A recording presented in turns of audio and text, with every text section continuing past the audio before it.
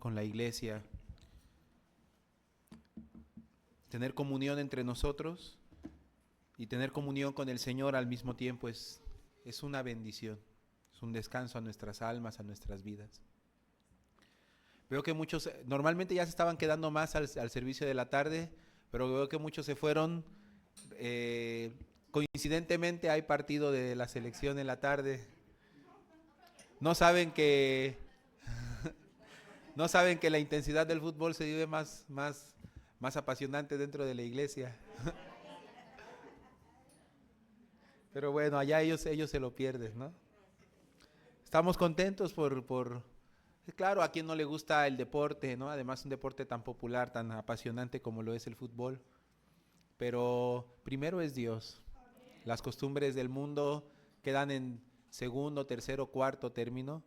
No es que no podamos disfrutar de algunas cosas, pero quedan en segundo, tercero, cuarto, quinto lugar. Primer lugar es nuestro Señor. Él nos da la paz. No un deporte, al contrario, miren todo lo que a veces por causa de los festejos y celebraciones, algunos que no tienen las prioridades bien claras, hasta terminan perdiendo la vida o terminan perdiendo otras cosas que no tienen ningún sentido ni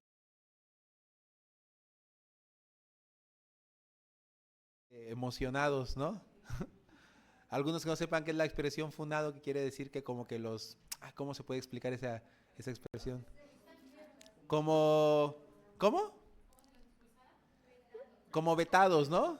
O sea que toda su vida social se canceló, se vetó por causa de que uno que porque le aventó la cerveza otro encima, otro que porque le hizo burla a una coreana haciéndole así, ¿no? Que según una señal racista.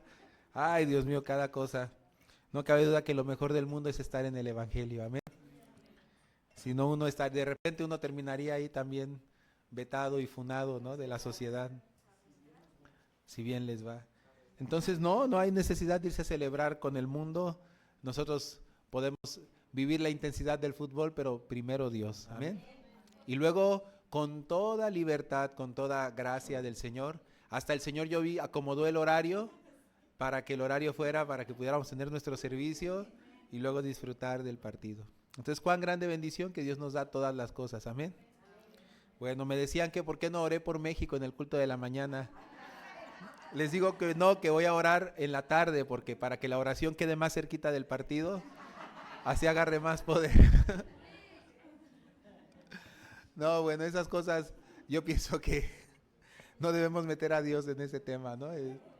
Aunque, porque imagínense también cuántos ingleses no estarán orando por el equipo inglés. Si nosotros vamos a esas, es poner a Dios en entredicho mejor que gane el mejor. Amén. Que gane México, dicen. Bueno, eso anhelamos. Anhelamos que oremos que Dios les dé la gracia. Amén. Bueno, vamos a ver. En la Biblia, Hebreos capítulo 11.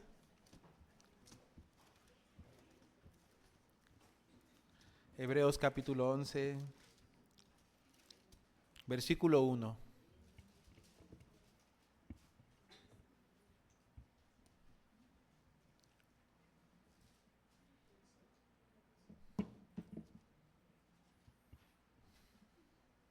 Perdón, 12. Estábamos en el 12, no sé qué.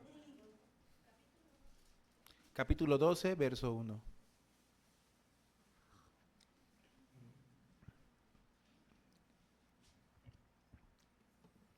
Dice así, por tanto,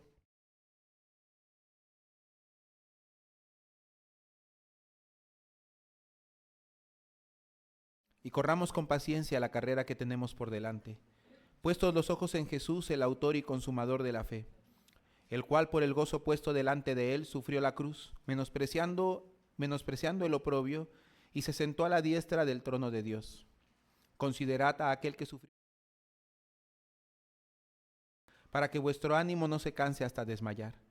Porque aún no habéis resistido hasta la sangre combatiendo contra el pecado, y habéis ya olvidado la exhortación que como a hijos se os dirige diciendo, Hijo mío, no menosprecies la disciplina del Señor, ni desmayes cuando eres reprendido por él, porque el Señor al que ama disciplina, y azota a todo aquel que recibe por hijo. Si soportáis la disciplina, Dios os trata como a hijos, Porque ¿qué hijo es aquel a quien el Padre no disciplina? Pero si se os deja sin disciplina, de la cual todos han sido participantes, entonces sois bastardos y no hijos. Por otra parte, tuvimos a nuestros padres terrenales que nos disciplinaban y los venerábamos. ¿Por qué no obedeceremos mucho mejor al Padre de los Espíritus y viviremos? Y aquellos ciertamente por pocos días nos disciplinaban como a ellos les parecía, pero para lo que nos es provechoso, para que participemos de su santidad. Es verdad que ninguna disciplina al presente parece ser causa de gozo, sino de tristeza, pero después da fruto apacible de justicia a los que en ella han sido ejercitados. Muy bien. Acerca de la disciplina dentro de la iglesia, acerca del buen orden, de la transformación, del buen comportamiento, de una vida limpia y pura, nosotros también compartimos. El hecho de que nosotros estamos bajo la gracia no nos da permiso. No, la gracia nunca debemos interpretar. Permiso para pecar libremente. El que interpreta la gracia de esta manera es una verdadera secta. Sí las hay, pero en nuestra iglesia no debemos permitir tal clase de mentalidad. Una vez estábamos en un retiro, no era un retiro, era una capacitación de maestras de niños. Dentro de las obras de teatro, las maestras empezaron a presentar representaciones. Tenían que representar en una obra de teatro el día de la Pascua, cómo Dios había mandado cuando el pueblo de Israel estaba dominado, esclavizado por Egipto. Y entonces, en esa historia, en la Biblia aparece la última plaga. Dios dijo, este día yo haré diferencia entre mi pueblo y los egipcios. Sabrán que Dios hace diferencia entre Israel y Egipto. Y mandó que su pueblo pusiera sangre de un cordero en el dintel y en los postes de la puerta. Todos conocemos esa historia. Los que pusieran sangre en la puerta y luego comer el cordero dentro de la casa o dentro del hogar, tenían que comer el cordero apresuradamente.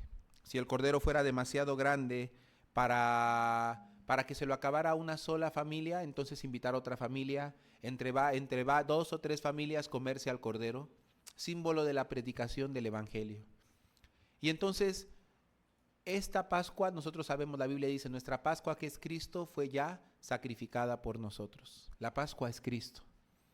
Y poner sangre en el dintel de la puerta no es otra cosa, sino que aquella persona que se refugia, se ampara debajo de la sangre que Cristo derramó por nuestros pecados. Es decir, para esa familia, para esa casa, el juicio de sus pecados ya fue ejecutado, la sentencia ya fue ejecutada en el Cordero. Es la persona que confía que ha sido redimida y expiada por el Cordero. Entonces en esa capacitación de maestras de niños, las maestras tenían que hacer esta obra de teatro como para enseñar a los niños sobre el significado de la Pascua, para guiarles a la salvación. Yo recuerdo mucho que en esa ocasión nos visitó el pastor Sergio Valderas, pastor de la iglesia El Renuevo. El Renuevo es una iglesia aliada que tenemos en Ciudad de México. Es como si fuese uno de nosotros también, de la Misión Buenas Nuevas. Hace poco el pastor Pablo Shin fue a compartir al 10º aniversario, no recuerdo si era 10 años de gracia. No porque el ministerio tenga 10 años.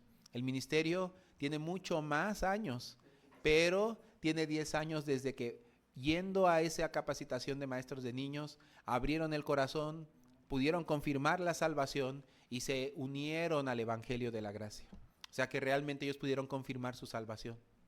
Fue a partir de ahí. Pero eso, exactamente, 10 años de nacidos de nuevo. Por eso su celebración como era 10 años de gracia. Esa vez yo me molesté muchísimo. No esta vez que hicieron su aniversario, sino hace 10 años que ellos iniciaron con esta gracia. Porque las maestras de niños, varios equipos, ¿no? Por sede me parece que prepararon su obra de teatro. No recuerdo cuál sede fue y no me voy a acordar para no poner en evidencia, ¿no? No, creo que no fue la de Guadalajara. Las maestras de repente estaban haciendo la representación, pero en eso improvisan, actúan, están haciéndolo muy, muy improvisado, porque además les dan unos pequeños minutos para preparar su teatro, que agarren lo que puedan ahí de entre los chunches que encuentran y con los chunches hacer una escenografía, vestirse y hacer la obra de teatro. Y cada iglesia tenía que presentarla lo más llamativa posible para los niños. Y así finalmente le tocó a una sede, que no recuerdo cuál es, presentar Pero ¿qué fue lo que me molestó? Yo sé que no lo hicieron con esa intención, se les salió muy natural. Entonces, en esa representación, ellos dieron a entender que una vez que la sangre estuviera puesta, Dios, no dieron a entender, la Biblia lo dice así.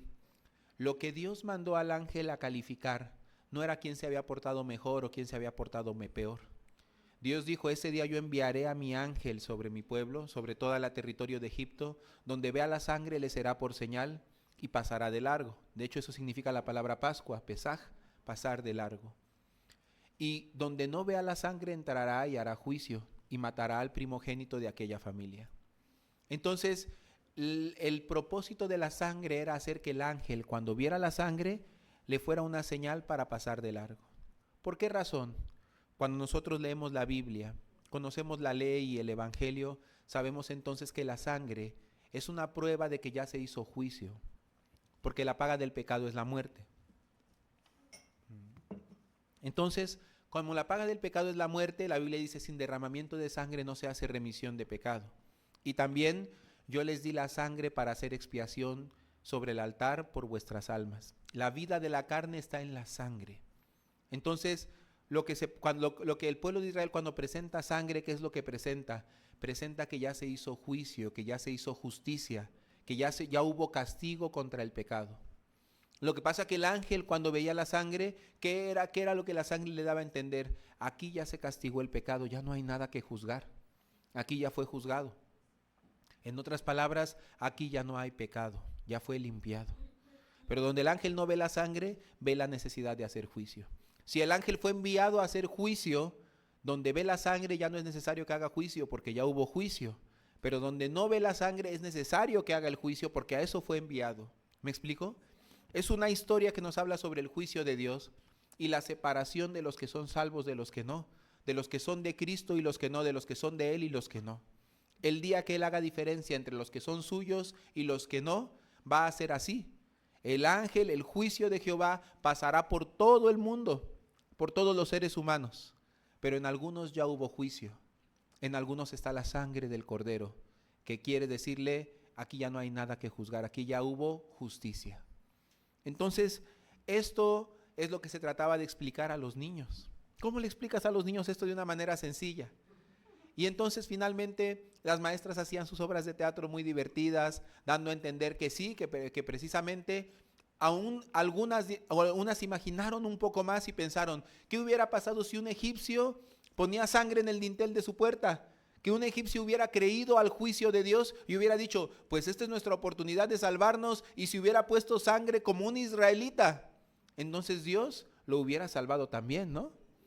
¿Y qué hubiera pasado si un israelita diciendo, no, pues yo soy israelita, hebreo de hebreos, que me he portado bien, y no pone sangre porque se cree que como él es israelita no necesita poner sangre? Pues entonces dicen cuello, dicen por ahí, ¿no? ¿Quién dijo así, cuello? Entonces,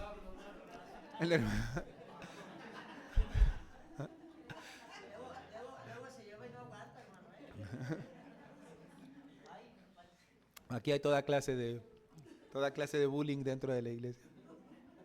Entonces, sí, ¿no? Había esta posibilidad. Un israelita no poner sangre. Entonces, ¿qué es lo que te hace pueblo de Dios? ¿Un linaje terrenal o creer en la sangre del Cordero? El creer en la sangre del Cordero. Un equipo que, como les digo, no me acuerdo de qué sede es, lo estaba explicando muy bien.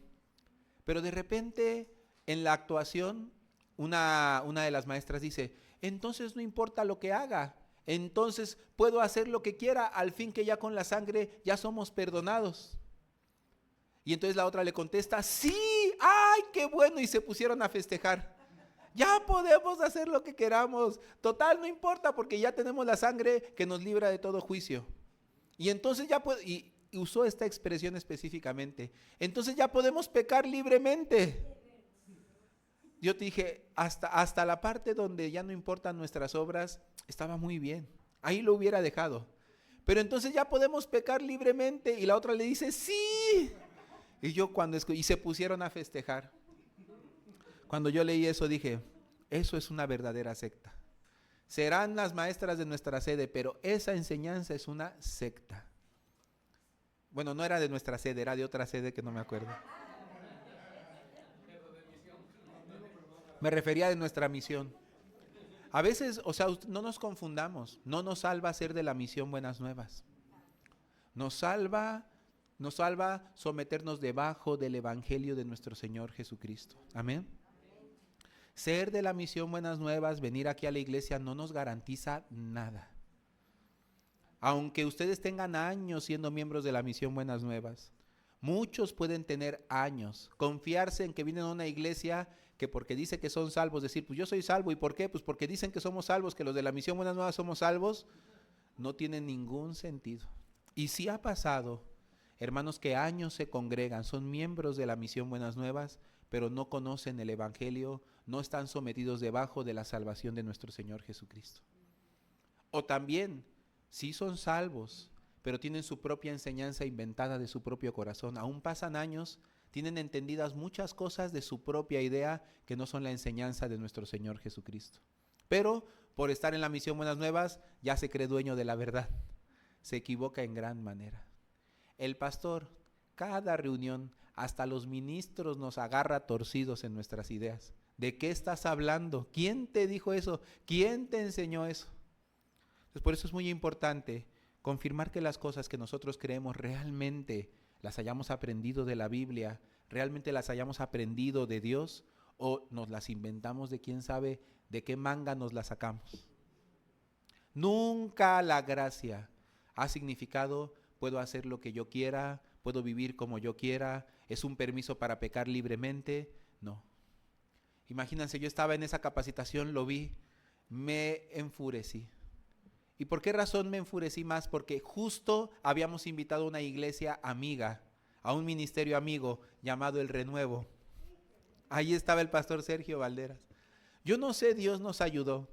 Hizo para que el pastor ni ninguna de las maestras ni maestros vieran esa escena, ¿no? Esa representación. No se los agarramos distraídos, los agarramos haciendo su propia obra de teatro que ya no supieron ni qué pasó. Yo estaba bien preocupado. Me acerqué con el pastor. Pastor, fíjese que en la obra de teatro hicieron de esta manera. Me dijo, no, de ninguna manera. ¿Quién enseñó así? Pastor, pues nuestras maestras así están haciendo la obra de teatro. Ay, Dios mío, dijo, no, tiene que corregir eso, tiene que aclarar eso. Afortunadamente fui el único fijado y criticón chismoso, porque nadie vio eso más que yo, creo, ¿no? El pastor Sergio Valderas no se enteró, nadie vio, y claro que no estamos de acuerdo con tal enseñanza. Repito, eso sería una verdadera secta. La gracia no es el permiso para pecar o la libertad para pecar. La gracia es el poder y la libertad para vencer el pecado. Nadie que vive pecando libremente es una persona que realmente es libre. Es una persona que más bien es esclava. Pero Dios no nos llamó a esclavitud, sino a libertad, hermanos. De ninguna manera ustedes pueden vivir en esclavitud y decir soy libre, ¿me explico? O pueden decirlo, pero significa que aunque lo dicen no lo creen en el corazón. ¿Qué dijo Jesucristo? Si alguno hace pecado, esclavo es del pecado. Pero somos libres, verdaderamente Cristo nos hizo libres. La razón de que no podamos vivir libres no es porque Cristo no nos haya hecho libres ni porque no hayamos recibido la gracia, sino porque simplemente la menospreciamos. También dentro de la iglesia veo a veces una situación que acontece con algunos hermanos. Para ellos la gracia no es la oportunidad para vencer el pecado y para desafiar nuestros límites, porque Dios nos da un don celestial. La Biblia dice que el poder de Dios se perfecciona en la debilidad. ¿Lo han visto? Entonces dice que cuando somos débiles, en realidad, ¿qué somos? Fuertes. Miren, vamos a leer 2 de Corintios capítulo 12.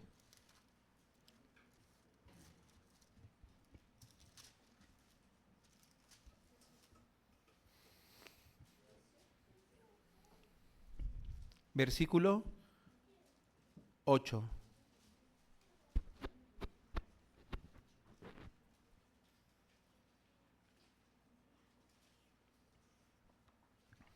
¿Listos? Dice así. 12:8. Respecto a lo cual 3 veces he rogado al Señor que lo quite de mí. Y me ha dicho, ¿qué? Porque mi poder se perfecciona en la debilidad. Por tanto, de buena gana me gloriaré más bien en mis debilidades, para que repose sobre mí el poder de Cristo. Por lo cual, por amor a Cristo, me gozo en las debilidades, en afrentas, en necesidades, en persecuciones, en angustias, porque cuando soy débil, entonces soy fuerte. Hasta ahí. Aquí lo que la Biblia habla sobre la debilidad. Nosotros en la iglesia muchas veces compartimos que el corazón del hombre es de continuo solamente el mal. Que en realidad nosotros nunca podremos hacer el bien. Eso no viene de nosotros. Pero ¿esto con qué finalidad llegamos a entender? Que en realidad somos débiles y viles. Algunos usan una expresión a manera de burla dentro de la iglesia. No somos VIP, pero VIP que vil, inútil y perverso, dicen, ¿no? Pero fíjense lo que dice aquí el apóstol Pablo. De buena gana me gloriaré en lo que es de mi debilidad. Pero dice, ¿para qué? Para que repose sobre mí el poder de Cristo. A veces yo noté en la iglesia un ambiente muy preocupante. Un ambiente donde los hermanos usaban de la gracia como ocasión para el pecado. Eso no solamente en nuestra iglesia, sino en lo general, este concepto tienen muchos cristianos de la gracia. Hasta a veces yo he escuchado una expresión, no puede ser, no podemos rebajar al evangelio a un evangelio de un Dios que nos salva por una simple gracia. Cuando yo escucho esta idea de la gracia, me doy cuenta que quien expresa así de la gracia no la conoce ni sabe qué es. La gracia para empezar no es simple, no es una simple gracia. Y número dos, cuando expresa así me hace entender que no conoce la gracia porque según su propio punto de vista la gracia es permiso de hacer lo que sea. Entonces piensa que la gracia es alcahueta. Por eso usa así esa expresión, no solo la gracia, o sea, no todo es gracia, dicen. Y cuando yo escucho a alguien hablar de esa manera, me arde la fe. Porque ¿cómo puede expresar la gracia como si fuese algo así? No todo es gracia, dicen, Dios no es solo gracia. Y yo podría contestarle con todas las de la Biblia, claro que Dios es todo gracia. Por supuesto que toda la salvación, toda nuestra esperanza y toda nuestra vida es solo la gracia, de la gracia, para la gracia, por la gracia. La gracia lo es todo para nosotros. Si no fuera por la gracia no tenemos absolutamente nada. Por la gracia de Dios nos ama. Por la gracia de Dios nos salvó. Por la gracia de Dios nos permitió abrir los ojos, conocer el evangelio. Por la gracia de Dios nos restaura, nos cambia. Por la gracia de Dios nos permite llevar una vida que está fuera de nuestra capacidad, fuera de nuestros límites. Por la gracia de Dios nos permite vivir no conforme a nuestra debilidad, sino conforme a su gracia. ¿Qué sería nuestra vida y nuestra esperanza si no fuera por la gracia de Dios? Todo es la gracia de Dios en realidad. Pero el que no conoce la gracia la demerita como entendiéndola como una alcahuete. Pero la gracia no es ninguna alcahueta de nuestras debilidades, sino es la oportunidad para vivir. Sí tenemos gran debilidad, tenemos grandes fallas, tenemos grandes errores y faltas, pero no estamos esclavizados a vivir debajo de esa condición. Si nosotros accedemos a la gracia de Dios. ¿Y cómo se accede a la gracia de Dios? Por gracia. Si no, no sería gracia, ¿no? Y si nosotros recibimos la gracia de Dios, ¿no podemos ser libres de todo aquello que nos ata y nos atormenta? Entonces nuestra aspiración en el corazón debe ser por la gracia y a la gracia, amén. Pero sí hay un requisito indispensable para que la gracia sea gracia en nuestra vida. ¿Cuál es? Creer. El arrepentimiento. ¿Qué es el arrepentimiento? Este punto es muy importante porque depende de la gracia tiene acceso total a nuestra vida, acceso limitado, ¿no? O acceso ilimitado o no tiene acceso a nuestra vida. Ni nosotros tampoco tenemos acceso a aquella gracia. Toda nuestra vida depende de la gracia. Pero si no podemos acceder a ella ni ella a nosotros, si está bloqueado el acceso, entonces ¿qué esperanza tenemos? Ninguna. Entonces la hermana expresó el arrepentimiento. el arrepentimiento es un factor fundamental para la gracia. Pero ¿qué es el arrepentimiento? ¿Cómo se come? ¿Cómo lo hago? ¿Cómo lo logro? ¿Perdón? Pues claro, el arrepentimiento requiere, dijo una hermana, ¿no? Para los que no la escucharon, la hermana Yose dijo, conociendo nuestra condición. Entonces lo primero que Dios nos muestra para guiarnos al arrepentimiento es nuestro fracaso, nuestra imposibilidad y nuestra maldad. A medida que nosotros vamos conociendo nuestra imposibilidad y nuestra maldad, entonces nuestro corazón aprende a dejar de esperar en sí mismo, aprende a dejar de escucharse a sí mismo, aprende a dejar de depender de lo que sale de sí mismo. Esto no para escudarse, sino asqueándose de sí mismo, arrepintiéndose de sí mismo. En vez de esperar en sí mismo, ponerse a esperar única y exclusivamente en la gracia y la misericordia de Dios. Entonces, el gran problema de nuestro corazón es que cuando el corazón no está arrepentido, no espera solo de la gracia de Dios. Cuando el corazón no está arrepentido, espera en una parte de que en sí mismo obtenga la fuerza, de que en sí mismo tenga la capacidad. Además, hay un gran problema para el arrepentimiento.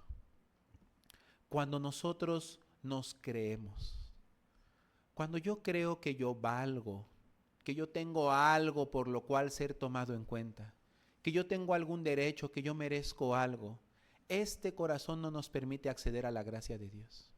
¿Cuántas veces yo escucho este tipo de oración en el matrimonio? Señor, ¿qué hice para merecer a este hombre? Es que, Señor, míralo la injusticia que me hace. ¿Qué clase de persona me pusiste a un lado? Hazme justicia, Señor, ayúdame. Enséñale a este patán lo que le toca aprender. No dejes que me siga haciendo eso. Señor, no me merezco esto. Y entonces cuando piensa de esta manera, miren, yo no digo que no. Conozco cada hombre que de verdad, yo sería el primero, ¿no?, en recomendarle a la hermana, ore de esta manera, que le caiga un rayo.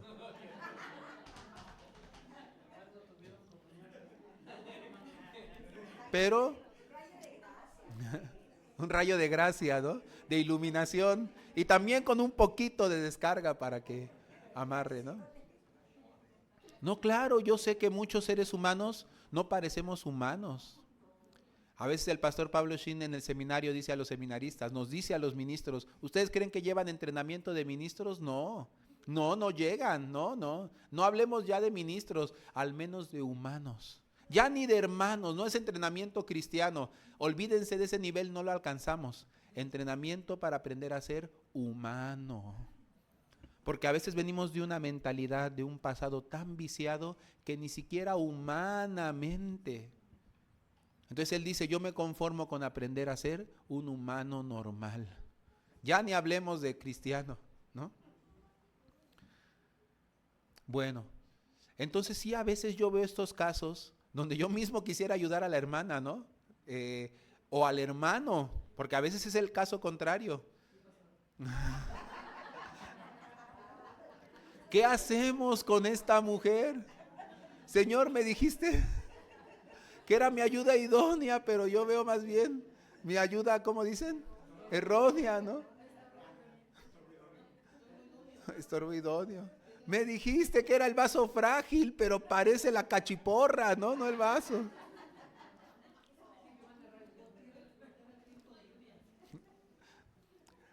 ¿Qué pasa? ¿Por qué los hombres se quejan más que las mujeres? Lo que callamos los varones, ¿no? Sí, a veces esta oración parece correcta, pero hago una pregunta. Ay, entonces los agarraron descuidados, pobrecitos. Los engañaron, las engañaron a ustedes, ¿no? Devuélvanme mis entradas, ¿no? ¿No sabían lo que hacían? No, pastor, se ocultó, me sacó las garras hasta que se casó. Bueno, hago una pregunta, usted no ocultó nada, ¿verdad? Usted sí se puso tal cual era, ¿no? Usted no trató de impresionar, no le prometió el sol, la luna y las estrellas, y luego, ¿qué pasó? Entonces me da mucha risa. Es que es insoportable. Ella, usted no. Usted es la divina envuelta en huevo, ¿no? No, claro que sabía.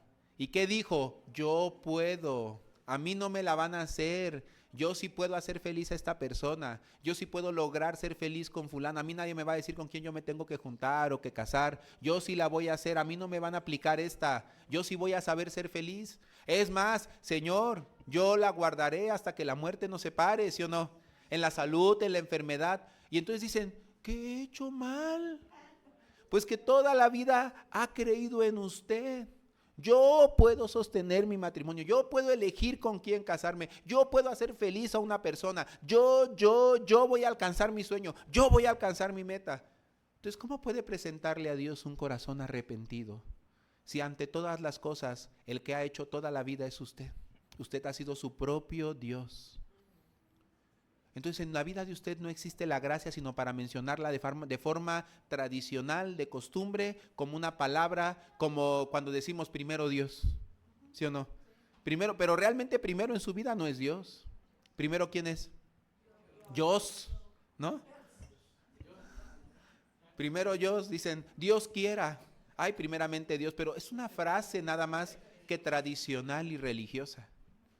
Así en su vida mencionó la gracia de Dios, pero nunca tomó en cuenta a Dios. Luego dice, el hombre que me tocó. Le tocó un patán, qué mala suerte tuvo usted, ¿no? No sabía y ni le interesó saber, porque seguramente habría habido alguien que le dijo, no va por allí, pero usted dijo, ¿cómo de que no? Y que le dijo, ten cuidado. ¿Qué cuidado ni qué cuidado? Yo soy Juan Camaney, o Juana Camanella, ¿no? No, hermanos, sino que siempre nosotros hemos dado el paso, como dice, yo no doy paso sin guarache. Pues lo hemos dado y sin guarache. Y no nos ha importado. Luego se queja y luego le pide a Dios y le dice, yo no merezco esto. Ayúdame porque me están haciendo injusticia. Entonces, ¿qué le está pidiendo a Dios? ¿Que le haga justicia? ¿Sabe cuando usted le pide a Dios que haga justicia, qué le está pidiendo? Señor, no merezco esto, entonces le está pidiendo a Dios que le dé lo que merece. ¿Qué es lo que merece? Rayo doble, dice. Nosotros como seres humanos originalmente merecemos el infierno. Si cuando nosotros clamamos a Dios porque hemos recibido tantas situaciones injustas, que le pedimos al Señor que nos ayude porque lo merecemos y porque no merecemos estas cosas malas que nos están pasando, bueno, entonces ustedes están clamando a que Dios juzgue con la medida de la ley. Entonces, ¿qué podemos recibir del Señor en ese tenor? No nada más que juicio. Luego no entiende por qué a su vida una tras otra le suceden cosas que dice, bueno, parece que me agarró la ola y me revolcó y me aventó. Así tal cual lo agarró la ola de su propia justicia, de su propio esfuerzo, de su propia obra, de creer en sí mismo, le dio una buena revolcada, luego lo aventó y luego le echó la culpa a todo el mundo, pero nunca reconoció su inutilidad, su maldad y su vileza. Y el problema es que como no reconoce dónde está el problema, que el problema no es la ola, sino él mismo, se va a meter otra vez a la ola. Y dice, ¿cómo de que no? Ahora sí ya voy a nadar bien. Ándale pues.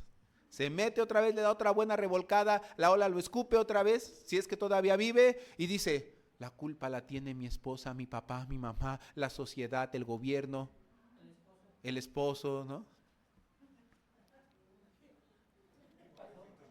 Mis hijos, todo el mundo, la iglesia, el pastor, todos tienen la culpa, menos yo.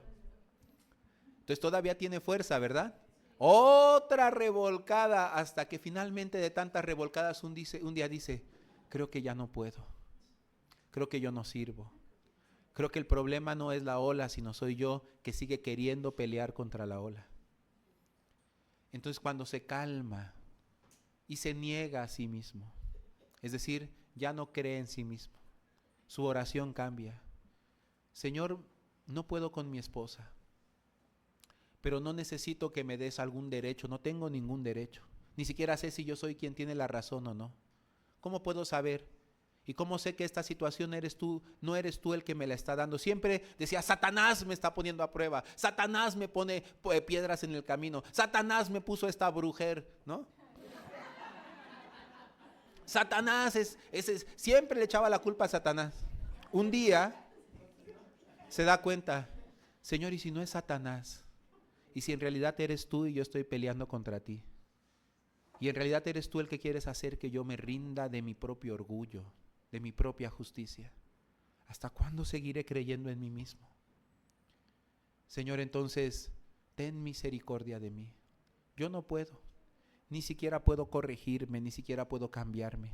Si fuera yo el problema, no puedo acudir más que a su misericordia y a su gracia.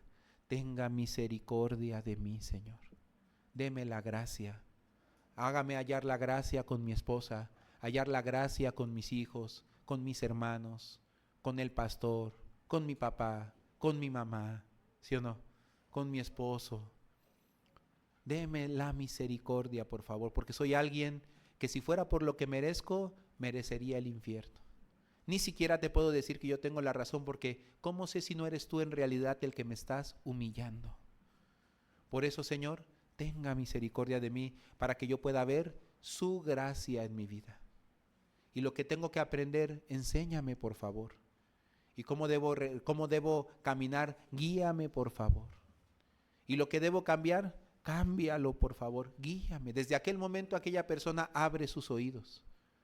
Comienza a darse cuenta que aquellos que se le hacían absurdos y tontos tienen algo que enseñarle, que compartirle.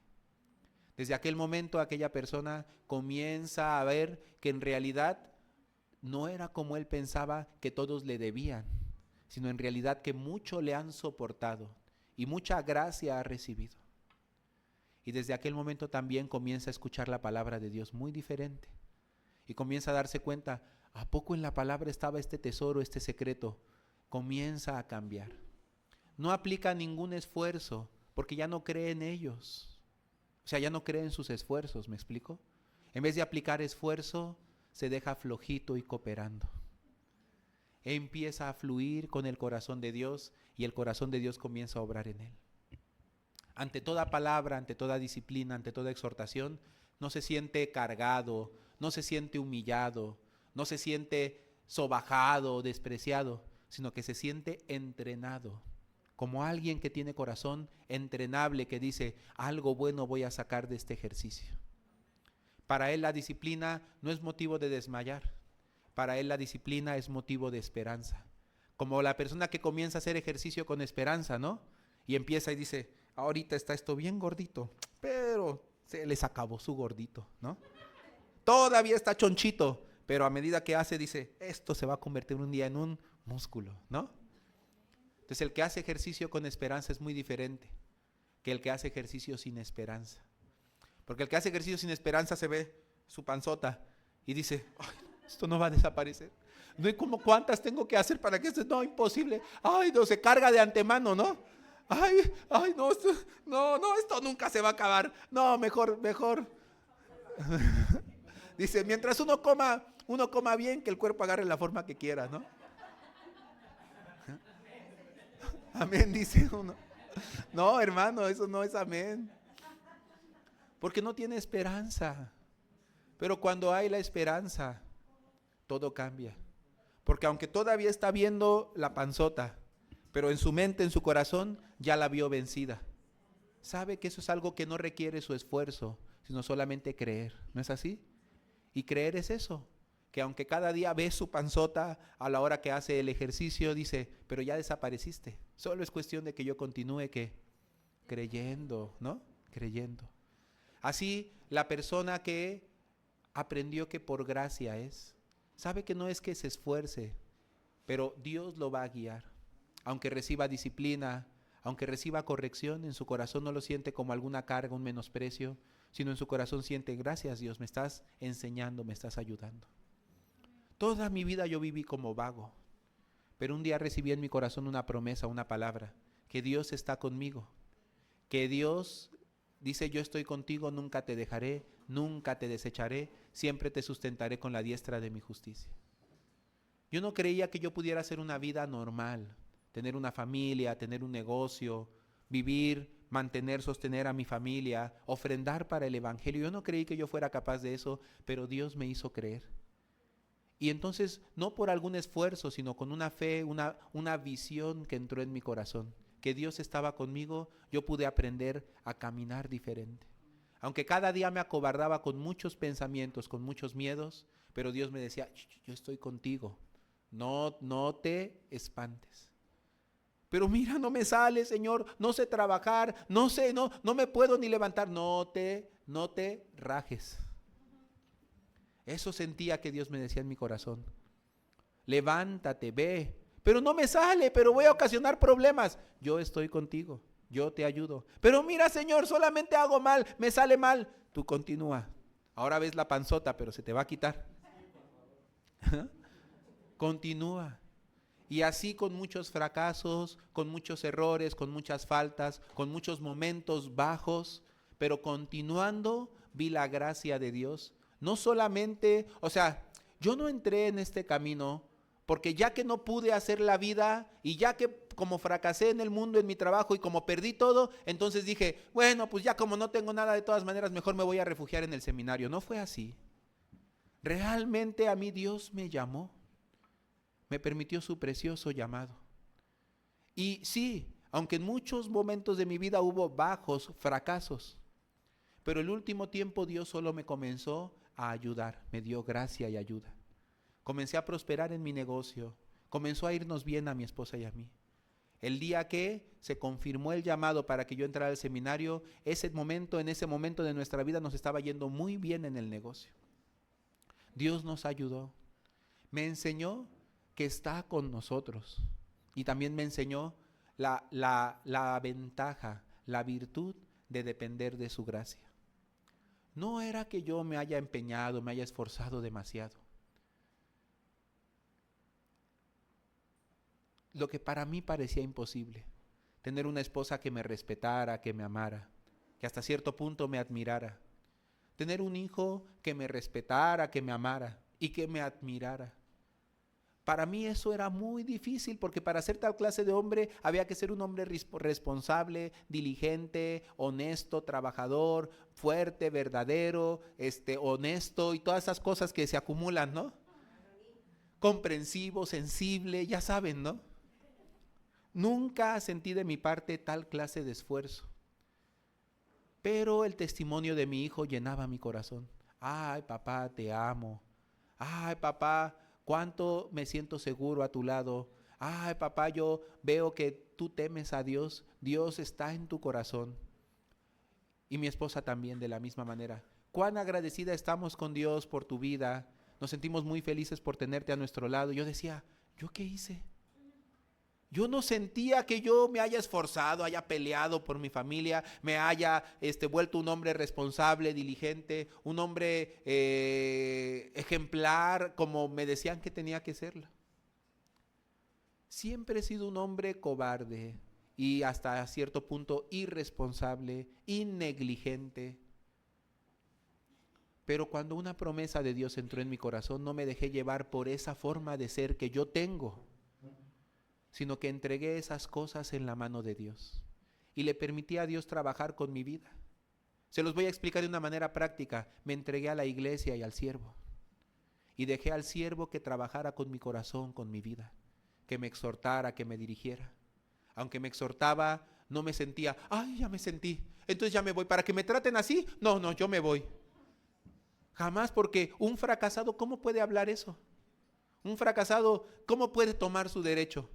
Agarro mis muñecas y me voy, ¿no? Agarro mi balón y me voy. No. Un fracasado vino a las manos de Cristo para que Cristo lo moldeara a su manera, a su imagen, ¿no es así? Esta es la forma práctica. Más allá de toda la enseñanza teórica espiritualoide, el punto fue ese. Como todo un fracasado, inútil y cobarde, llegué a los pies de la iglesia y la iglesia me formó con la palabra de Dios. Personalmente, ¿qué les podría decir? El pastor, quien fue mi mentor, quien me enseñó en aquella época, ahora no está entre nosotros. Se alejó. Fue engañado también, fue desviado y se perdió de este camino. Aún así, Dios lo usó en mi vida para guiarme. Le estoy agradecido. No dependo de un hombre, sino cuando yo decidí poner mi vida en la mano de Dios, el siervo que Dios me había puesto, decidí dejarme en su mano porque no estaba creyendo en el hombre, sino en Dios. En tal caso el hombre no es importante, sino el Dios a quien yo creí y a quien le puse mi vida. Yo veo a algunos hermanos cómo miden, depende qué pastor predique, dicen. Ay, no, es que si predica el fulano, entonces sí Dios me edifica. Si predica mengano, Dios no me edifica. Si está fulano en la iglesia, sí voy. Si fulano no está en la iglesia, entonces no voy. No, no, no. A tal ministro ni que me lo pongan. Ese ni ministro es. O sea, usted escoge cuándo sí poner su vida en la mano de Dios y cuándo no. Cuándo sí ser moldeado y cuándo no. Esta manera de pensar es lo que provoca que usted lucha y lucha y lucha y lucha con usted mismo y sigue siendo vencido de su carne. Porque ante todas las cosas usted cree en sí mismo, no en Dios. Si tuviera un corazón arrepentido, así podría hablar. Así podría decir: Señor, en ese caballo no me subas, con ese mesonero no me lleves. En la historia del buen samaritano, el samaritano sube al medio muerto en su caballo. El medio muerto dice: ay, que no me gusta, ¿hacia dónde me llevas? Es que se me cae bien gordo, es que esa ciudad no quiero. ¿Así lo sube? Y el otro luchando: mira, espérate, mira, estabas muerto, déjame que te lleve. Yo sé que te cae gordo, pero acéptalo por favor, porque es mi siervo. Y bueno, pues, o te consigo otro que te guste. ¿Se imaginan la parábola del buen samaritano así? En la parábola del buen samaritano, el medio muerto estaba tan medio muerto que ni fuerzas tenía para fijarse a dónde lo llevaban. Y el que sabe a dónde lo lleva es el samaritano. Y el que es amigo del samaritano se encarga de cuidarle. A mí me tocó un siervo que a los ojos humanamente no era tan digno. Pero yo no estaba como para estar mirando con qué siervo me tocaba, con qué ministro me ponían, en qué mesón me llevaban, porque estaba medio muerto. La condición para recibir la gracia, la condición del medio muerto. Pero ¿quién en realidad dice: yo quiero la gracia, pero en la iglesia solo me juzgan, pero en la iglesia solamente se la pasan señalándome, pero en la iglesia solamente no recibo la gracia, sino que todos me critican? ¿Quién piensa así?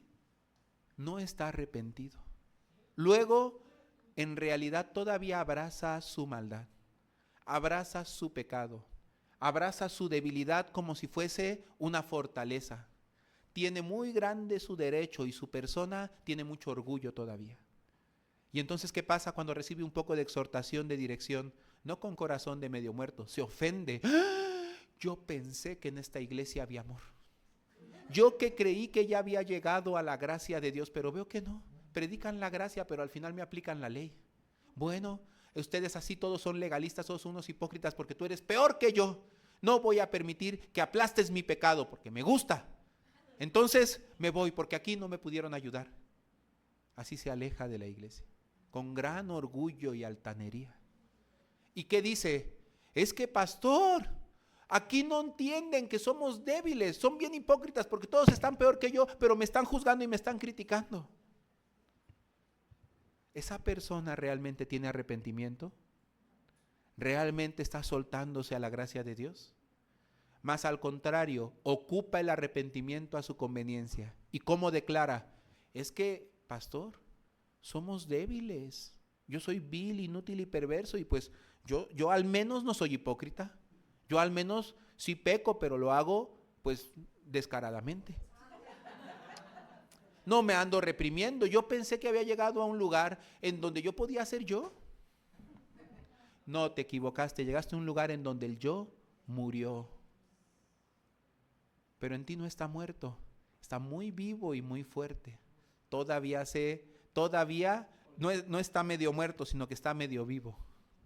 Todavía se levanta. Entonces, contra lo que se está luchando no es contra alguna inmoralidad. Contra lo que se está luchando es contra el yo, que todavía te hace sentir que tienes tu derecho. Es que ¿por qué se me juzga? No es que se te juzgue, hermano, sino que se te quiere dar la gracia para que no vivas atado del pecado y de la maldad. Por eso en la iglesia sí hay corrección, sí hay disciplina, ¿cómo de que no? Sí hay exhortación, fuerte exhortación. ¿Por qué? porque se portó mal la persona, no, eso es lo de menos, sino porque todavía el orgullo está muy fuerte en el corazón. ¿Por qué razón, hermano, tú no puedes vencer aquella falta de la que muchas veces te haces la víctima y dices, es que es mi debilidad, es que específicamente, esta es mi maldad de la que todo el mundo me juzga, pero yo pensé que había llegado a un lugar ¿donde qué? Donde se iba a abrazar el pecado, se equivocaron.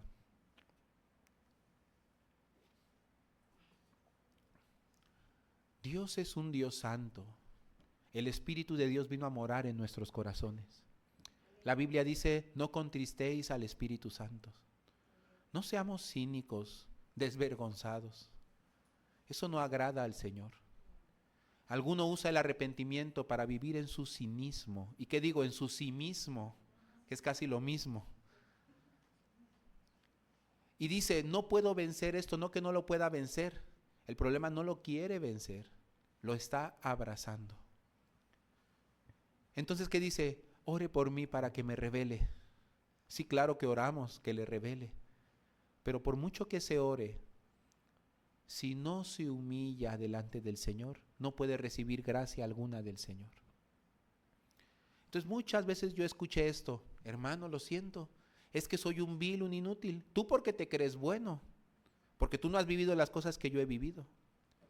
A veces he tenido que discutir así, pelear así con algunos hermanos. Usted cree que ha vivido lo peor del mundo. Usted cree que a usted le tocó vivir los traumas más esclavizadores del mundo. O sea, ¿qué me está diciendo usted? Por el trauma que vivió de niño, por lo que le pasó de niño, ¿usted está marcado para así de ser esclavo para siempre? O sea, en su mente, en su corazón, ¿usted no aspira a la libertad? ¿O la libertad a la que aspira cree que la puede obtener con esfuerzo? ¿O más bien ya ni le interesa obtenerla porque ni le interesa la voluntad de Dios? ¿Quiere entonces que yo le cuente lo que a mí me pasó, lo que yo viví, lo que yo tuve que superar? No que lo haya podido superar por mí mismo, sino que Dios me enseñó que no soy esclavo de nada, ni siquiera de lo que me pasó. Y que Él me daba la gracia hasta para esas cosas también. Y entonces tengo que compartirles lo que a mí me pasó, lo que me sucedió. Algunas partes que cuando me ven dicen, ay, pastor, ¿a poco usted vivió esas cosas? ¿A poco usted pasó por esas cosas? Hoy me quiere decir que está traumado porque alguien abusó, porque alguien le golpeó, porque alguien le hizo algo indescriptible y que por eso está marcado para vivir así toda la vida. Yo también le puedo contar muchas cosas. Pero si a esas vamos, entonces, ¿dónde está la gracia de Dios? ¿Dónde está la libertad en Cristo Jesús? También yo le puedo contar cómo todas esas cosas quedaron clavadas en la cruz. Cómo ese viejo Benjamín fue destruido por Jesucristo en esa cruz. Y cómo Dios nos hizo una nueva criatura en Él. Y cómo no es que esos pensamientos no me visitan, me visitan. Cómo esas heridas están allí todavía, son una cicatriz, como el que una vez se torció la rodilla o la cadera, cuando viene el frío le duele, ¿no? A mi esposa cuando va a llover le empieza a doler. Y digo, ay, ¿por qué a mi esposa le empieza a doler? Y de repente ya vemos el clima, ya sé. De la misma manera, cada cierto clima en mi corazón se levantan pensamientos, deseos desordenados que pertenecen al pasado. Pero eso, hermanos, pertenecen al pasado. Pertenecen a un ser que Cristo ya clavó en una cruz. Entonces, con tal de recibir la gracia y la misericordia de Dios, no trato de luchar contra ese ser, pero tampoco acepto ese ser en mi corazón, sino me refugio en Jesucristo. Como un hombre rendido, medio muerto, como un hombre que nada puede hacer, me someto debajo de su guía, de su protección, de su ayuda. No como un orgulloso que no quiere que lo molesten, que no quiere que se metan con su vida, que no quiere que ni lo toquen, no. Sino como un verdadero fracasado inútil que necesita que lo testeren, que lo toquen, que lo manipulen para sanarle esas cosas.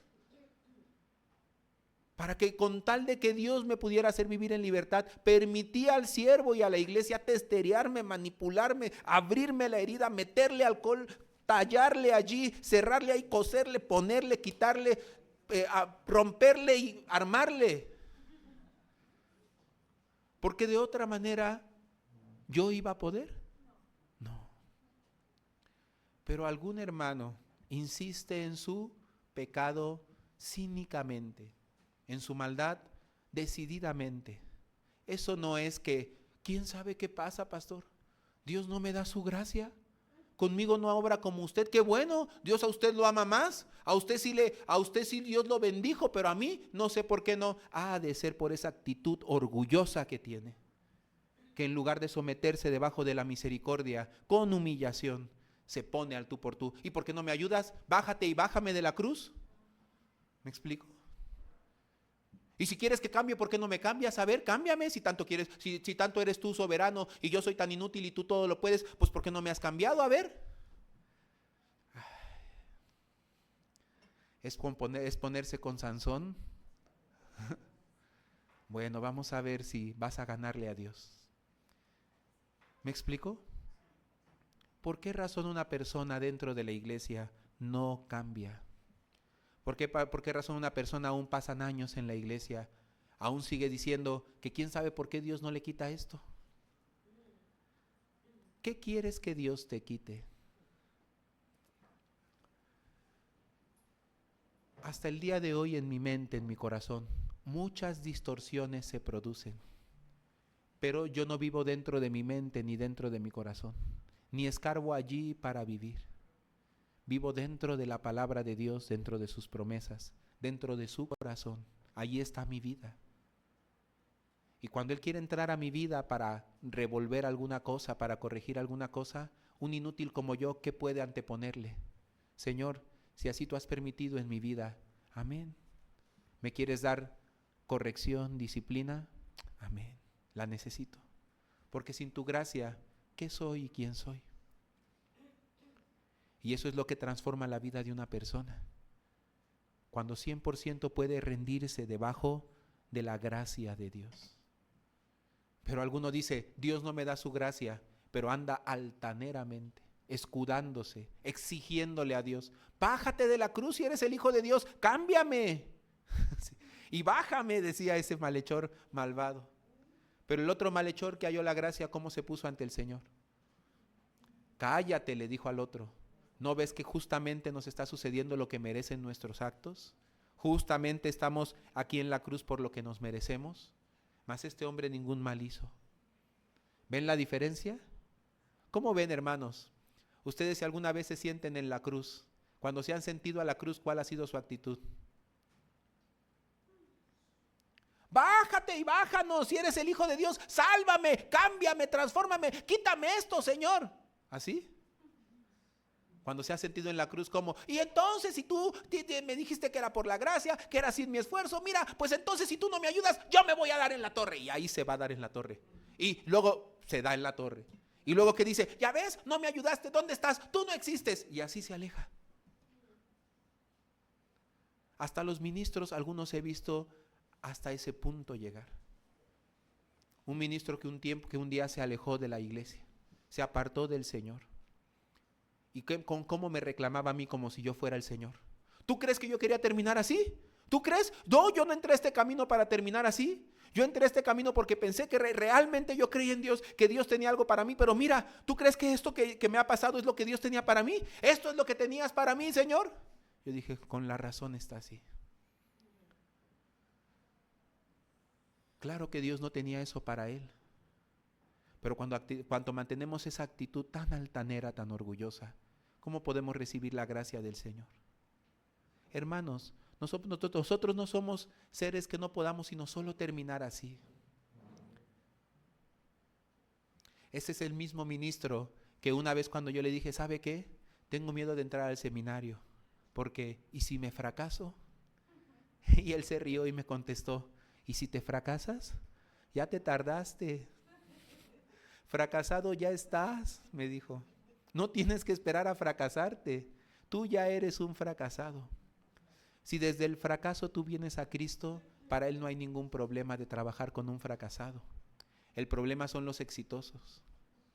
Hermanos, yo soy un total fracasado, un inútil verdadero, un cobarde, un falto, un vil, un traumado, un herido, como dicen en los Alcohólicos Anónimos, un descoyuntado. No hay esperanza en mí.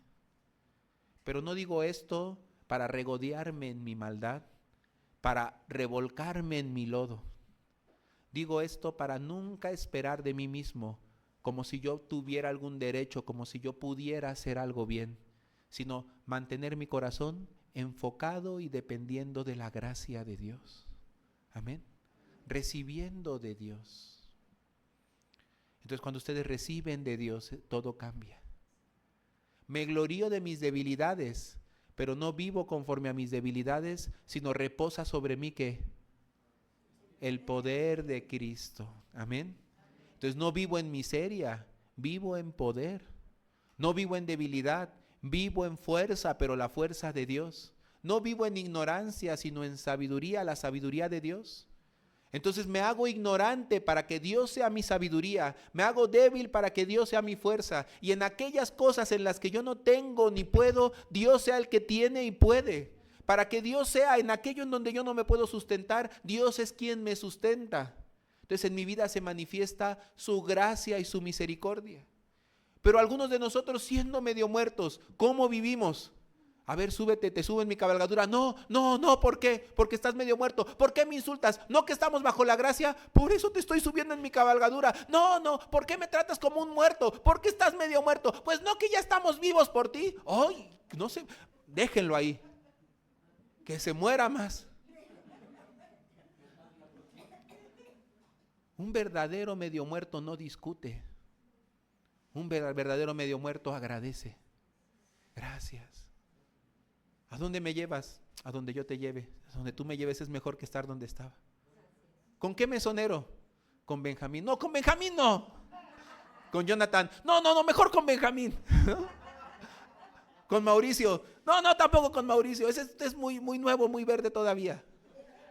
No sabe nada. Yo le doy 3 vueltas, le doy clases a Mauricio. Bueno, hermano, usted vive con ese corazón. Usted no confía en Dios, sino en el hombre. Confía mucho en usted, se cree tanto. Hasta juzga a los siervos de Dios, juzga a la iglesia, juzga a Dios. Usted le quiere decir a Dios qué es lo que a usted le hace mejor. No me pongas esta venda, ponme esa.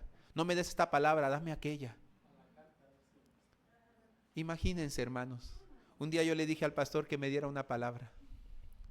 Y entonces miró la Biblia y encontró una palabra y me dijo: aunque machaques al necio con la piedra en un mortero, su necedad no se apartará de él. Cuando los veo a ustedes me recuerdan esta palabra. Y se fue. Y yo, gracias. Pero esa palabra así de fea como era la medicina para mi alma, para mi corazón. Me iluminó, hasta el día de hoy me sigue iluminando. Esta vez que el pastor vino yo le agradecí. Le dije: pastor, usted un día me dio una palabra. Y me dijo: ¿en serio? ¿Cuál? Tal palabra. Se rió. ¿En serio yo te di esa palabra? Dice: sí. Le dije: sí. Me dice: le dije: pero no se preocupe, pastor, porque yo lo vi que hasta un poquito se apenó. Y yo le dije: no se preocupe, es la palabra que más me ha ayudado. Me dijo: qué bueno. Y él me siguió insistiendo: sí, dice, porque hay cierto tipo de grano que aunque tú lo machacas, su cáscara no se le va. Entonces también con ustedes su cáscara no sale. Y le dije: pastor, ¿pero qué dice? Más esperanza hay para el necio que para el que confía en sí mismo, ¿no? Un sabio en su propia opinión. Y me dijo: eso es la verdad, entre broma y risa. Pero para mí fue una iluminación. Yo no tengo que no ser necio. Más bien tengo que dejar esa necedad de no querer ser necio. Aceptar que soy un necio total. Dejar de luchar contra la necedad que tengo. Aceptar mi necedad para que nunca confíe en este necio. Para que confíe ¿en quién? En Dios. En Dios. Pues un necio, ¿cómo puede confiar de sí mismo? Lo raro es que nosotros decimos: Señor, soy necio, por eso vivo con mi necedad. Entonces Dios, ¿cómo nos contestaría? Entonces realmente tú no te crees necio. Si realmente tú fueras necio, entonces me escucharías. Pero tú dices: yo soy necio. Y aunque dices yo soy necio, sigues sin escucharme. Entonces el problema no es que eres necio. El problema es que te crees sabio. ¿Me explico? Este es el secreto del arrepentimiento. El poder de Dios se perfecciona en la debilidad. Entonces algún necio dirá, entonces Dios nos quiere débiles, nos quiere inútiles, nos quiere, entonces hagamos lo que queramos, total, somos viles y perversos. Eso es precisamente lo que estoy diciendo. El que habla así es muy creído de sí mismo. La razón que Dios nos ha hecho reconocer nuestra inutilidad y nuestra maldad, no para vivir en ella, sino para que llevemos toda esta necedad, toda esta inutilidad, toda esta miseria delante de Él. Y entonces Él nos dejará así. Realmente tú eres un necio, realmente eres un vil, realmente eres un inútil. Entonces déjame, te llevo en mi cabalgadura. No, Señor, no. Entonces no eres vil, necio y inútil. Bueno, entonces sigue así hasta que te des cuenta. Pero otro, sí, Señor, ¿qué puedo decir? ¿Realmente soy alguien que no sabe, que no entiende, que no puede, que soy de continuo solamente el mal? ¿Pondré mi vida en mi propio criterio o en mi propia mano? Entonces te la dejo, Señor. ¿A dónde me llevas? Allá. Amén. ¿En qué caballo me subes? En este. Amén. ¿A qué mesón? Al de Guadalajara. Amén. Al de Santa Anita. Amén. Con el pastor Jonathan. Amén. Con el pastor Mauricio. Amén. Pastor Pablo Shin.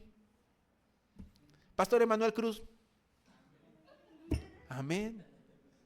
¿Qué pasó? ¿Por qué hicieron? Amén. No amén, dice alguno. ¿Quién dice no amén? Imagínense ir con el doctor y decirle, esa venda no, no, doctor. Esa me raspa. Esa pastilla no, doctor. Ese tratamiento no, no, doctor. Ese estudio no, doctor. Bueno, este diagnóstico no me gusta. Voy a ver otra opinión. No es al gusto, es al criterio de el que sabe. Por eso yo veo a algunos hermanos sufren. Ay, pastor, ¿por qué me siento así? Tan confundido, tan desanimado, tan deprimido, tan reprimido, tan aburrido. Hermano, ¿ha tenido una vida poner los ojos en Cristo Jesús? ¿O ignorando a Cristo Jesús vive una vida como si Cristo Jesús no existiera? Y luego viene a Cristo Jesús y quiere que con una varita mágica le solucione la vida.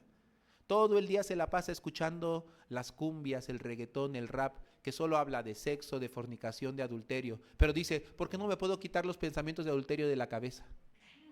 Todo el día dedica en su carne, todos los días no le importa la palabra de Dios, no toma en serio a Dios, no es para él en su corazón la importancia, no le da importancia a la fe, al espíritu, pero luego se pregunta, ¿por qué me siento así como que sin sentido en la vida? Pues ¿por qué será? Si hay alguien que se siente sin sentido en la vida, ¿qué recomienda la palabra? Pongan los ojos en Jesús, el autor y consumador de la fe, el cual por el gozo puesto delante de él menospreció la cruz, menospreció la cruz y sufrió lo oprobio. Entonces cuando ponemos los ojos en Jesús, nuestra vida vuelve a brillar, vuelve a obtener sentido, vuelve a confirmarse, a refrescarse. Y luego mirando todas sus debilidades y faltas, se da cuenta, cuánta falta me hace Jesucristo. Lleva todo esto delante del Señor. El Señor comienza a formarle, a dirigirle. En lugar de cuestionar al Señor, en su corazón mantiene la calma, la paz. Sí, ahora el Señor me reprende, me disciplina, pero para lo que me es provechoso, para que participe de su santidad. Dios me está liberando.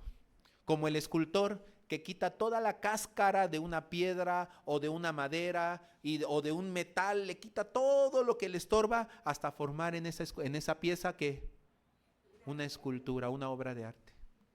Así el Señor agarra nuestras vidas y comienza a cincelar toda la escoria. ¿Saben qué es la escoria?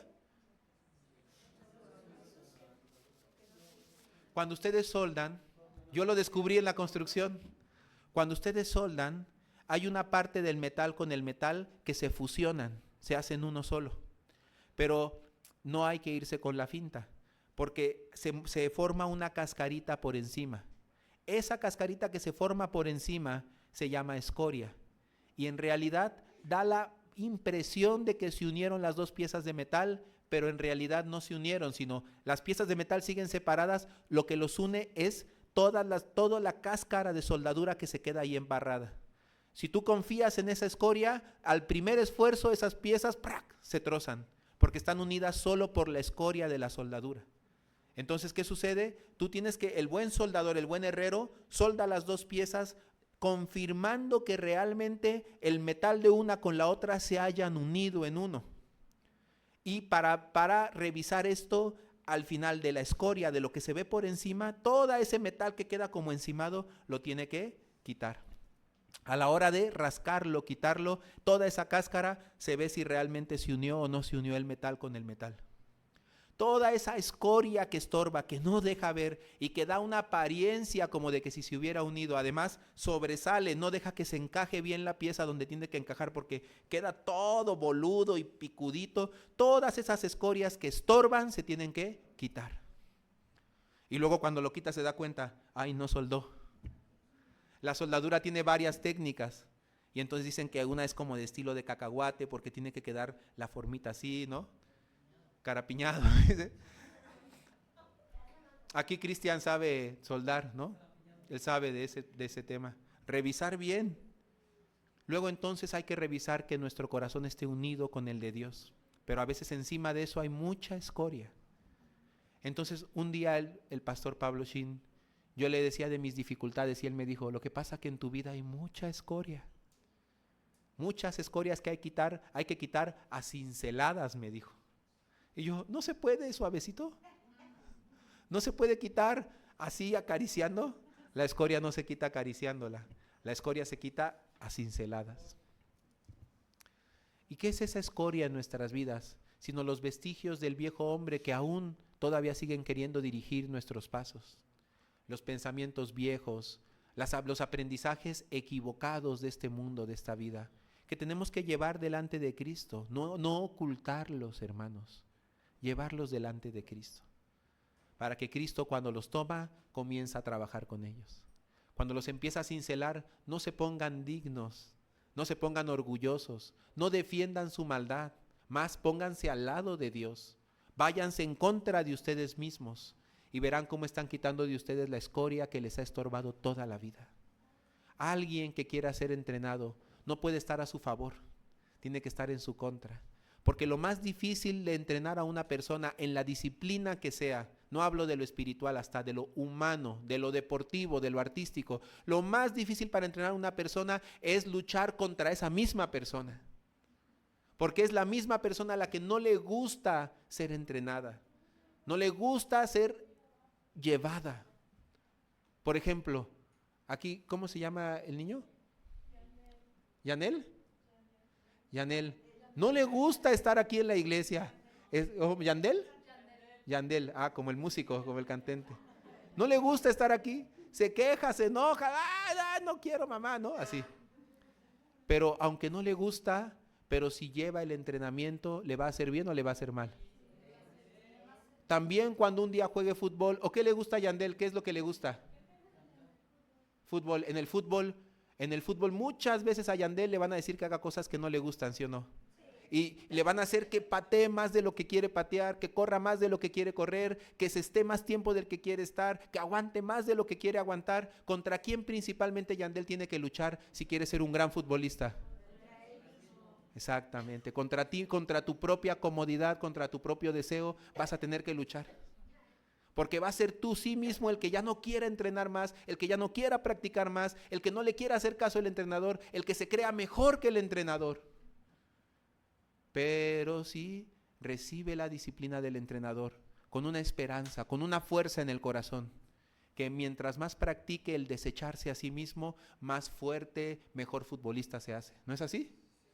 De la misma manera, la persona que más practica el negarse a su propia justicia, Dios le está dando su gracia. Amén.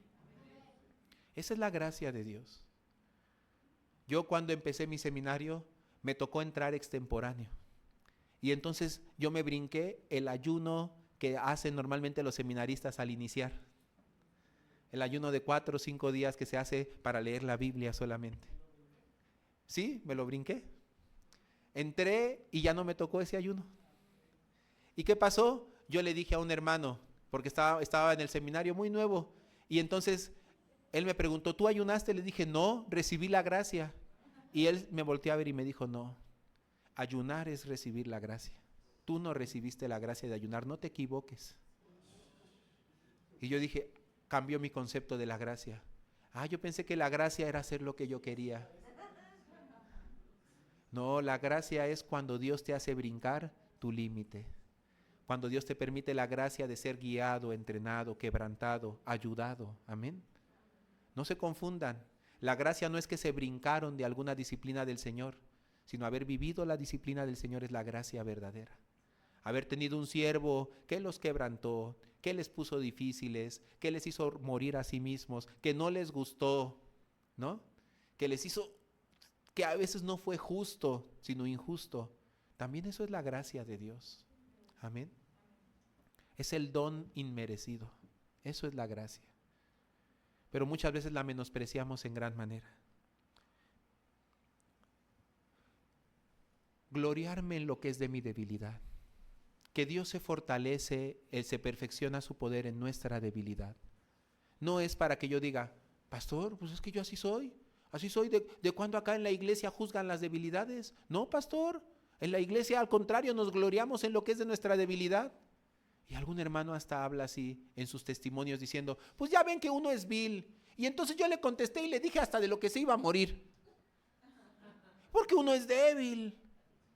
Y yo soy lo peor, no saben las cosas que pasan por mi cabeza. Por eso yo abusé así me aproveché así de un hermano, de una hermana. ¿Eso es así? Y bueno, y que nadie me diga nada, porque además pues estamos bajo la gracia. Todos son iguales, no se hagan. Solamente que la única diferencia que al menos yo sí lo expongo y ustedes no, hipócritas. Es un altanero soberbio que solo cree en sí mismo, se siente orgulloso de su maldad en lugar de avergonzado. La maldad no es motivo del orgullo, es motivo de humillarse. Si realmente le pesara su maldad, si realmente caería de cuenta de lo vil que es, no se sentiría orgulloso, no presumiría de lo malote que fue. Tampoco trataría de ocultarlo como algo que le causa todavía trauma, porque sabe que en Cristo Jesús fue renovado y fue superado. Pero no lo usa para enaltecerse, sino lo usa para recordar. No tengo ningún motivo del cual rebelarme, enorgullecerme. No tengo ningún motivo del cual cuestionar a Cristo, pues de la basura me sacó. Entonces, he sido recibido a misericordia, misericordia recibo. Amén. Pero a veces se nos olvida de dónde Dios nos sacó. En vez de convertirnos en objetos de misericordia, queremos ser objetos del reconocimiento, objetos de consideración, y mantenemos una actitud dentro de la iglesia y dentro de la vida de fe y ante el Señor, como de que si tuviéramos derecho de algo, como si le hubiéramos dado algo al Señor, como si le hubiéramos dado al Señor el privilegio de usar nuestras vidas como herramienta. Señor, date por bien servido que aquí estoy contigo sentándome en el culto. Si no fuera por mí, ¿quién ocuparía este lugar? No te preocupes, Dios no necesita que ocupemos ningún lugar aquí. Con 2 o 3 que realmente reciban la gracia, Dios llena todo con el Evangelio. Y no te preocupes, tu salvación Cristo la logró en la cruz. No necesitas estar en la iglesia para ser salvo. Cristo murió por ti para darte la salvación. El propósito de estar en la iglesia es seguirlo conociendo, caminar a su lado, recibir su corazón, vivir recibiendo la gracia de Dios. Amén. Para todas las partes de nuestra vida. El libro de Efesios, como dice, para la edificación del cuerpo de Cristo, para perfeccionar a los santos para la obra del ministerio.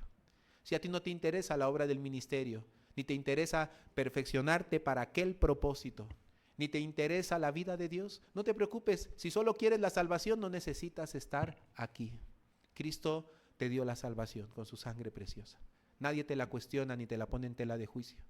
Puedes liberar ese lugar y dejárselo a alguien que sí le interese recibir la gracia, ser perfeccionado para la obra de que Dios nos llamó a participar de ella como un privilegio, como un honor, como una gracia sobre gracia que Él nos quiere dar en la vida.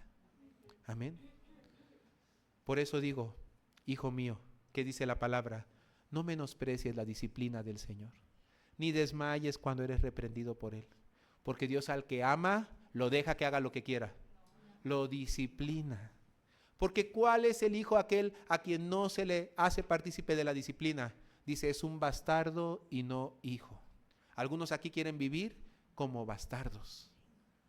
Pero alguno reconoce, No soy un bastardo que pueda vivir sin padre. Soy un inútil hijo que necesita a su padre.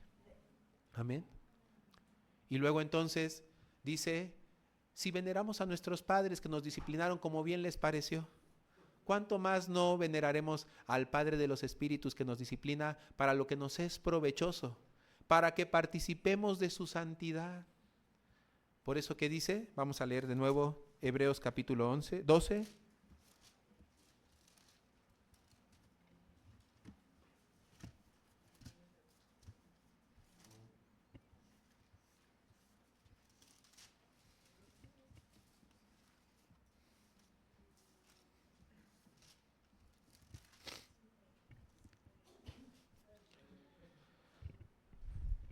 El versículo 7. Si soportáis la disciplina, Dios os trata como a hijos.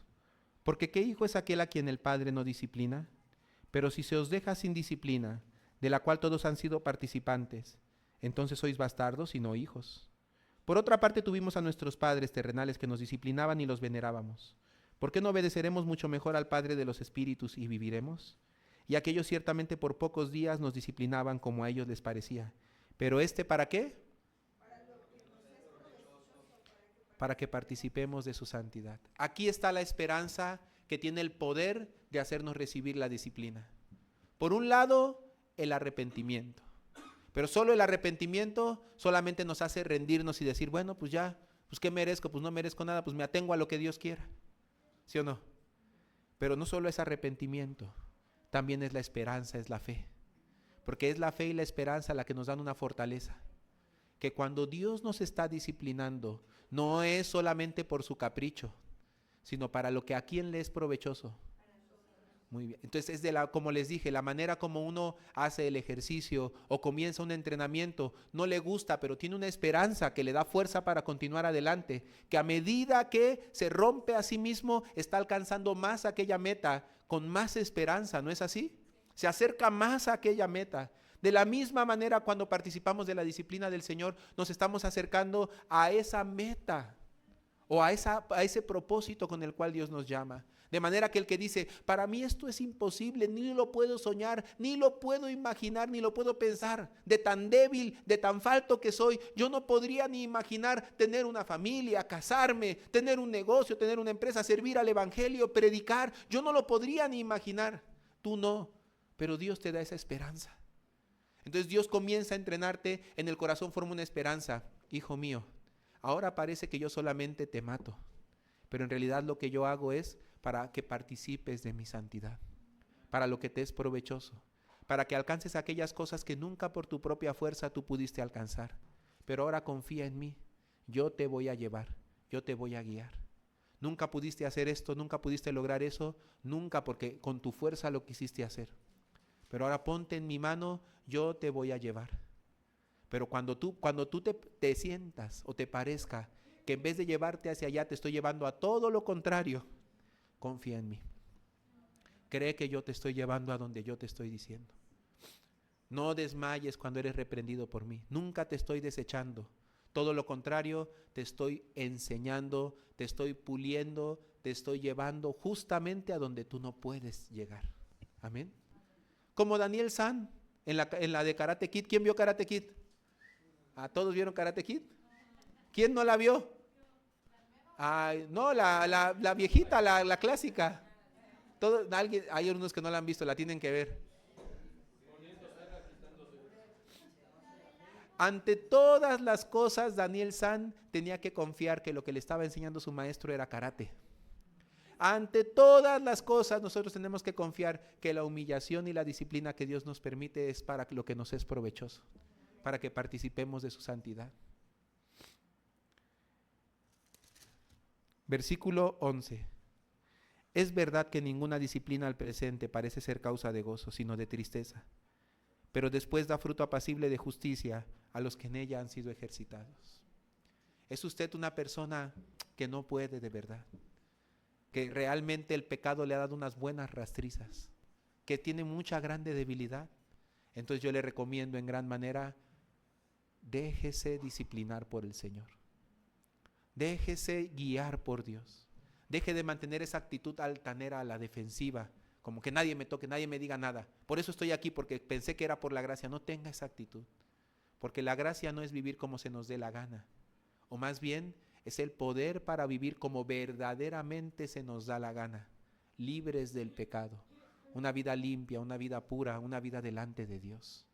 No una vida altanera donde nos defendemos de todo el mundo y estamos tratando con nuestras propias fuerzas de cambiar y nunca lo logramos, y luego le echamos la culpa a Él y luego decimos nadie me toque, nadie me diga, como si tuviéramos razón o algún derecho, como si no hubiéramos fracasado ya lo suficiente. Deje de mantener esa actitud como si supiera cómo se vive, cómo se hace la vida, como si supiera qué es la fe, y hagámonos ignorantes, hagámonos inútiles, hagámonos necios. No en el sentido de vivir como tales, sino de reconocer ante Dios, yo soy así, Señor. Si tú no me tomas, si tú no me guías, si tú no me formas, entonces viviré siempre esclavo de mí mismo. En tal caso, si quiere vivir así por su propia decisión, adelante, pero no sea dentro de la iglesia. Pero dentro de la iglesia, los que realmente quieren recibir misericordia. Entonces la actitud es muy diferente. Sí soy falto, sí soy débil. Por eso, Señor, guíeme por favor. Tenga misericordia de mí. Cuando el Señor le disciplina, amén, Señor, para lo que me es provechoso. Hoy no me gusta tanto, pero ¿qué digo? Si soy ni que fuera tan exitoso, ¿no? Ni que me hubiera salido bien a mí. Está bien, Señor, yo te creo, te confío.